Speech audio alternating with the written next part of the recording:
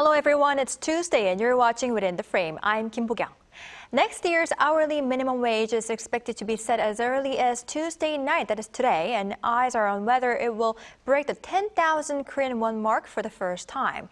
Currently, this year's minimum wage is 9,620 Korean won, and both the labor and business sides have gone through rounds of negotiations to settle the wide gap between their own initial proposals. What will the final decision be, and what impact would having a minimum wage of over 10,000 Korean won have on both workers and business owners? To discuss this, we invite Professor Oh Joon-seok, Dean of Sookmyung Business School. Professor Oh, welcome. Good evening. Good evening. And we also have Professor Choi Hyunsun from Myongji University. Professor Choi, thank you for your time. Pleasure to see you again. All right, first question to our Professor Choi. Now, South Korea's Minimum Wage Council is trying to reach an agreement on the minimum wage for next year. Now, first of all, who sits on this council and how does the minimum wage get decided? Minimum Wage Act defined this organization and the process. Especially the commission has 30 members, but it represents business, employee, and then the public interest. So the employee commissioner, there are nine employee commissioner, and there are 9 employer commissioners, and the 9 public interest commissioner. And there are 3 members, special members, which who comes from the ministry, like a Ministry of the Employment and Labor or Ministry of Strategy and Finance, high-ranking officer. So 30 members, they decide about the minimum wage for the next year. It started from according to the law, it started from the May 31 for every year.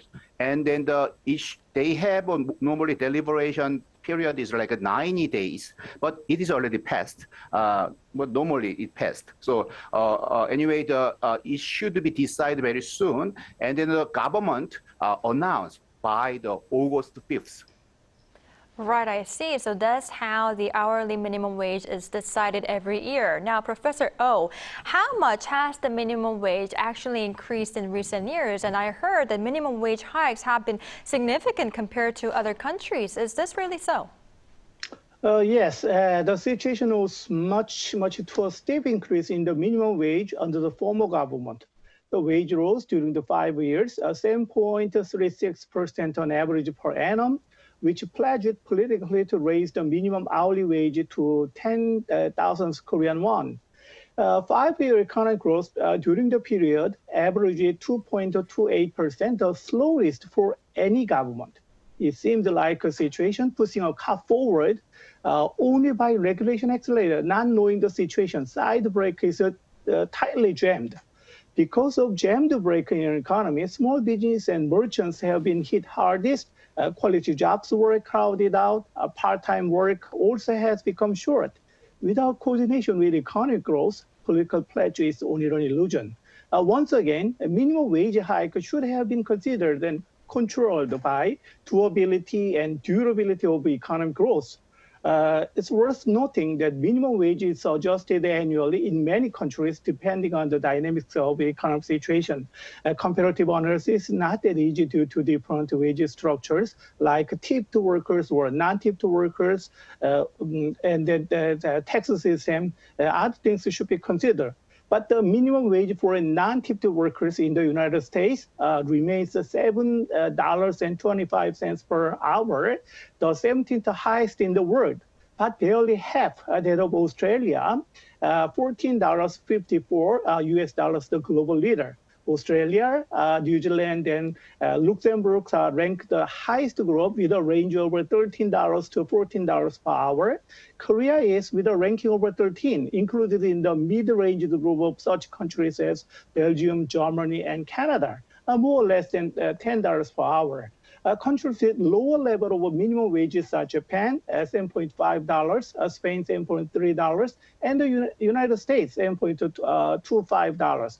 Now back to the question, has been too much? Not that much. Has been too fast? Yes, too fast to bear. The Yoon administration should make amend. The minimum wage raise without any reasonable ground is hurting both employers and employee altogether.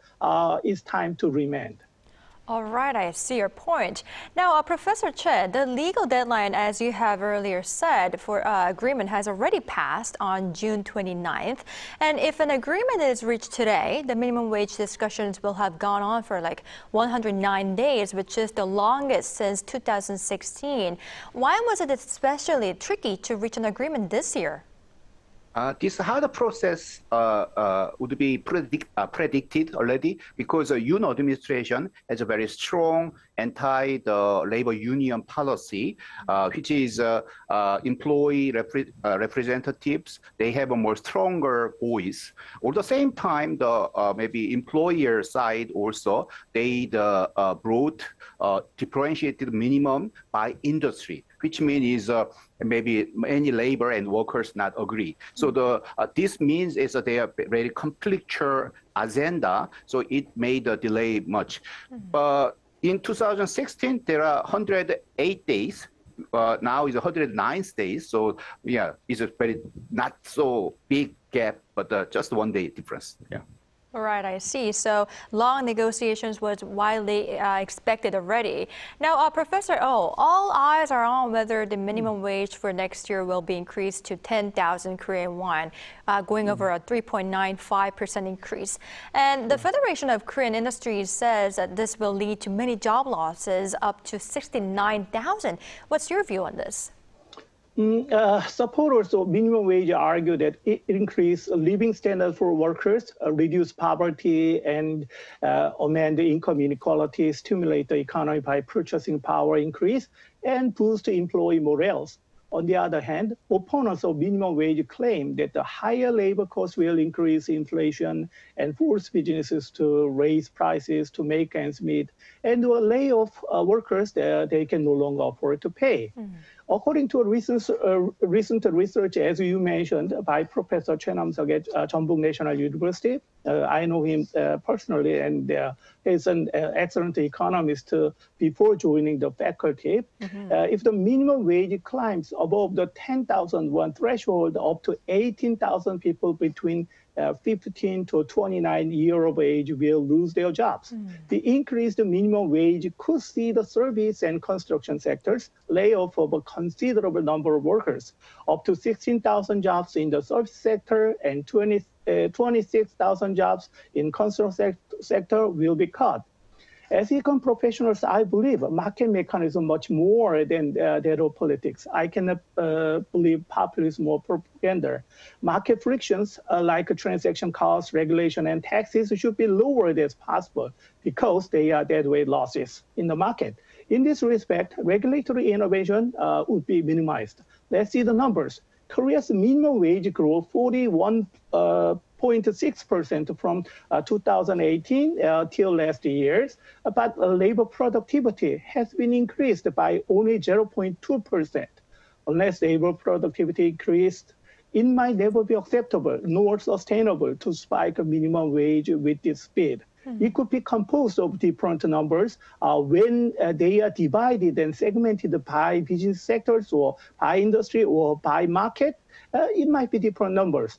Ever since the law was enacted in 1988, the differentiating the minimum wage has never been discussed. I think now is the time to be discussed. Right, I see. Considering what our professors told us up until now, it does seem like a difficult decision given that, workers do need more money to live due to the high cost of living, while raising minimum wage too much could put pressure on small business owners and possibly lead them to lay off staff. So, Professor Choi, what do you believe should be the utmost consideration when deciding on the minimum wage? I agree the most maybe opinion of the Professor Oh about we need a balance between the maybe our economy and the same time the maybe cost of the living cost of the workers. But however, if we think about what's the main purpose of the minimum wage act, I think that we must more favor on the actual living cost of the workers. This is most important. Why we made this law, and this legislation is our maybe consensus about we need keep the minimum wage somehow then we satisfy their maybe living cost. Especially under this economic situation, inflation and things. Yeah. Right, I see. We'll have to see what decision Council will eventually make tonight. Now, Professor Oh, meanwhile, another related topic that was up for discussion was a decision on a differentiated approach to minimum wage depending on the sector. Now, before we talk about Council's decision not to pursue this idea, what was the reason behind this request from small business owners, Professor Oh? Before talking my comment, that I agree with Professor Choi because market failure could be amended in terms of income redistribution, and in this sense, that the existence of this kind of minimum wage system take a great role of balancing in an economy. An issue was whether the minimum wage should be set lower for small-sized industry that struggle to pay wages, such as convenience stores and food services.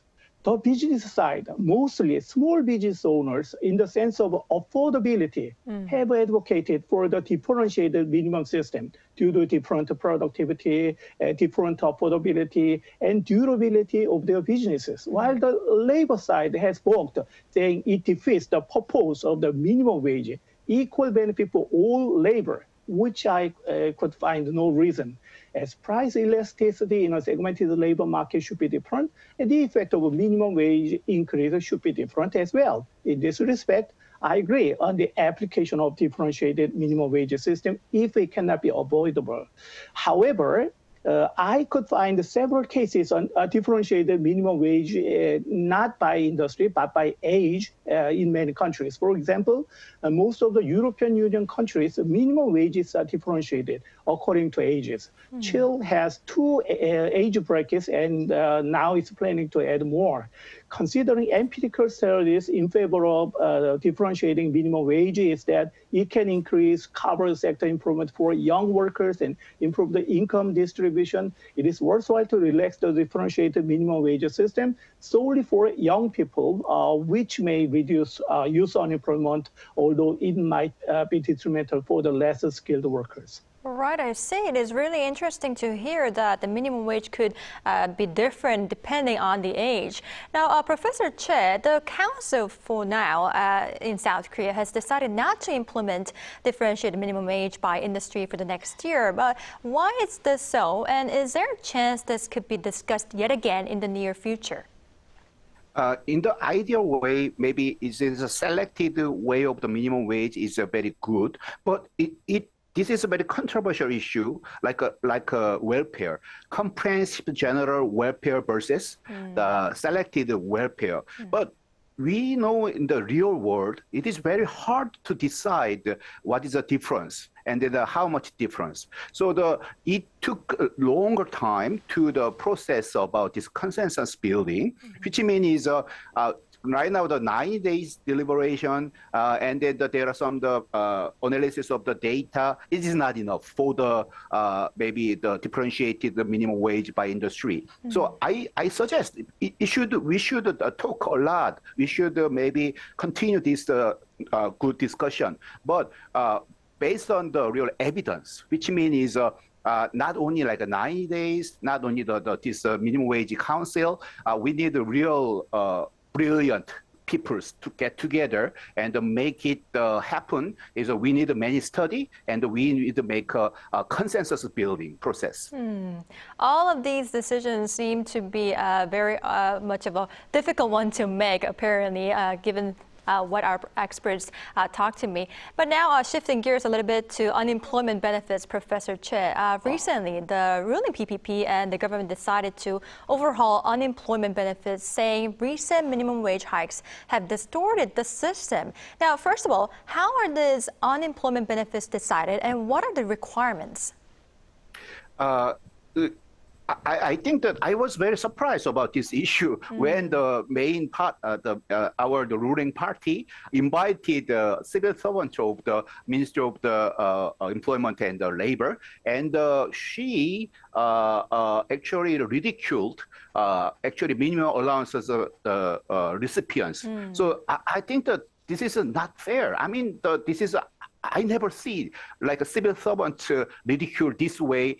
They buy the Chanel, the sunglasses, something like that. It is like a black comedy. So I don't think there is a proper way to actually initiate this issue to the people, and the people should make a consensus.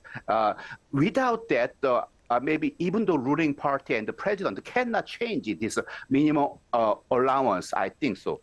I cannot agree more that it was a bad way to, initiate this discussion over this unemployment benefits. Now, Professor Oh, let's delve deeper into the reasons behind why PPP and the government wanted to overhaul the system. Authorities pointed out that the current system removes the incentives for people to find jobs, and some even repeatedly quit or get rehired in order to receive benefits. Is this side effects that we are really seeing?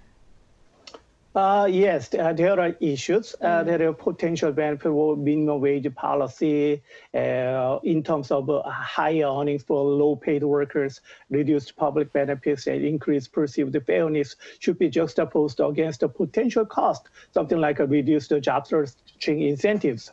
As you mentioned, there are good evidences that the labor market is not always characterized by a simple, perfectly competitive supply and demand framework, which supports for the minimum wage system itself. But in the United States, let's take an example. Large body of high-quality research has investigated the overall research about the impact of minimum wages. Across the U.S. states, the best evidence suggests that the job searching motivation or employment effects are very small, up to around 50-90% of the median wage. Not all studies suggest a small improvement effects, however, but the weight of the evidence suggests that the improvement effects are modest. In the United Kingdom also, there is a little effect on the job searching incentives, but found some evidence that the national minimum wage has led to a small reduction in job searching hours. Small improvement effects might be interpreted. Firms could adjust to higher minimum wages in other ways. However, there is clear evidence for minimum wages being an important margin of adjustment. Overall, existing research, therefore, point to a muted effect of minimum wages on job searching and employment, while suggesting that minimum wages significantly increase the earnings of low-paid workers. Right, I see. Now, I'd like to ask this question to both of our experts. So the government and the ruling PPP will eventually decide to either lower unemployment allowances or scrap the benefits altogether. Now, first, Professor Oh, in what direction do you believe it should go? Considering the proposal of minimum wage system in Korea, minimum wage system should have functioned as a social safety net for narrowing down the income inequality in a society, not sacrificing the labor market efficiency. In this respect, now is the time, again, a differentiated minimum wage system application rather than this a single minimum wage system, even though there are a lot of things to do and a lot of information needed, as Professor Choi commented, but it should be applied as a social choice. I want to remind you of the good evidence and cases, not by industry, but by age differentiation, should be segmented in many countries. Right, so though it could be hard, the work needs to be done. How about Professor Choi? What's your opinion on this? I agree with Professor Oh's mostly, but I think maybe this now the minimum and the maybe unemployment allowance stays right now, same way, because there are no evidence against it right now. Because this is I think so. This is like a politicized of the civil servants, and they talk a lot, but it's not the evidence at all. So I think we stay this system, and then the consensus building and the people's maybe talk, maybe we need. This is really the maybe ruling party name is the People's Power Party, right? So they must believe in the people.